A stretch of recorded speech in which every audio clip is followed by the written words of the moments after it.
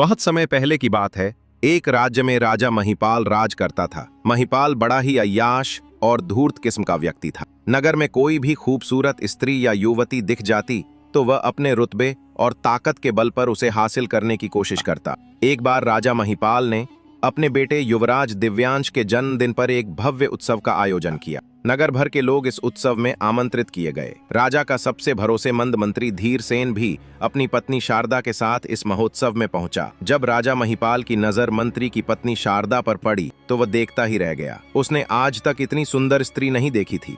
उत्सव खत्म हुआ, सभी लोग अपने अपने घर चले गए, मगर राजा महिपाल की रातों की नींद उड़ चुकी थी।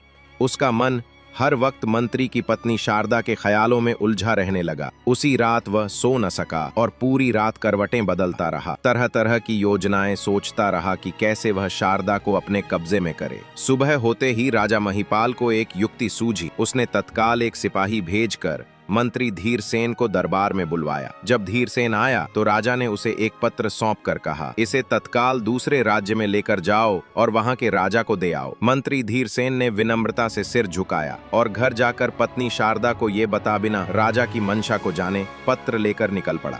उधर राजा महिपाल तो बस अवसर की ताक में था। जैसे ही उसे यकीन हो गया कि धीरसेन निकल चुका है, वह तैयार होकर इत्र लगाकर अपने घोड़े पर सवार हुआ और मंत्री के घर की ओर चल पड़ा। जब राजा वहां पहुंचा उस समय शारदा नहाकर अपने गीले बाल आंगन में सुखा रही थी। राजा को देखकर वह तुरंत खड़ी हो गई और बोली, महाराज की जय हो।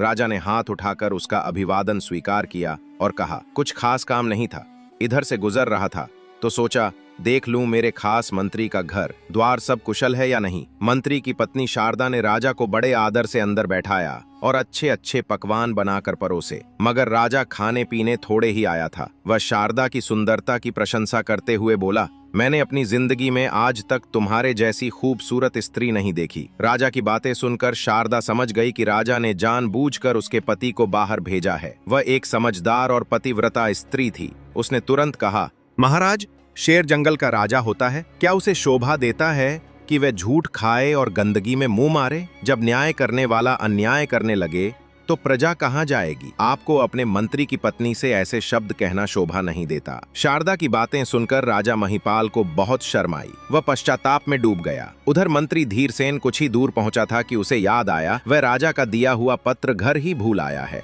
वह तेजी से घोड़े को मोड़कर घर वापस आया। घर के बाहर राजा का घोड़ा बंधा देख उसके पैरों तले जमीन खिसक गई। उसे सारी सच्चाई समझते देर न लगी। उसका खून खौल उठा, मगर उसने धैर्य रखा। चुपचाप घर में गया, पत्र उठाया और बिना किसी से कुछ कहे फिर से अपनी यात्रा पर निकल गया। जब वह पत्र पहुंचाकर राजा महिपाल के पास लौटा तो राजा ने उसे बहुत से हीरे जवाहरात इनाम में दिए। धीरसेन ने वे सब अपनी पत्नी शारदा को दिए। शारदा ने पूछा, इतना सब कहां से लाए? मंत्री बोला, यह तो राजा ने तोहफे में दिया है और तुम्हें मैं तुम्हारे मायके छोड़ आया हूँ। फिर वक्त बीतता गया। न मंत्री धीरसेन ने कोई खोज खबर ली, न ही पत्नी को लेने गया। जब बहुत दिन गुजर गए तो शारदा के भाई मंत्री के पास पहुंचे और बोले, आप हमारी बहन को क्यों नहीं लाते? मंत्री ने उत्तर दिया, मैंने उसके प्रति अपने सभी कर्तव्य पूरे कर दिए, अब वो मेरी जिम्मेदारी नहीं रही। शारदा के भाई राजा महिपाल के पास पहुंचे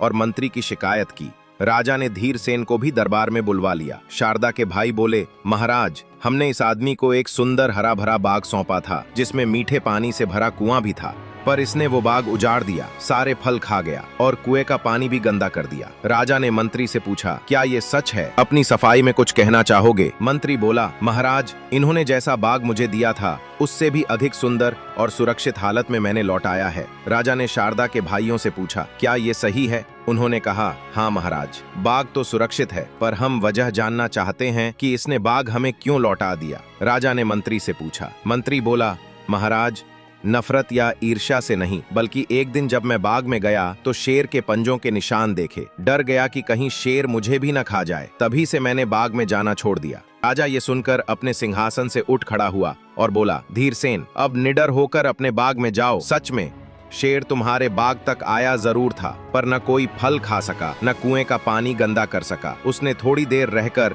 मायूस होकर लौट जाना ही ठीक समझा। तुम्हारे बाग के चारों ओर जो दीवार है, वैसी मजबूत दीवार मैंने पहले कभी नहीं देखी। यह कहकर राजा ने फैसला सुना दिया। फिर मंत्री धीरसेन अपनी पत्नी शारदा को सम्मान पूर्वक लेने गया और सारा मामला बिना किसी की इज्जत उछाले सुलझ गया। दरबार में बैठे किसी को भी असलियत समझ न आई। ऐसी ही और कहानियों के लिए हमारे चैनल स्टार्स ऑफ एम्पायर को सब्सक्राइब करना ना भूले और वीडियो को लाइक और शेयर जरूर करें। आप सबका तहे दिल से धन्यवाद।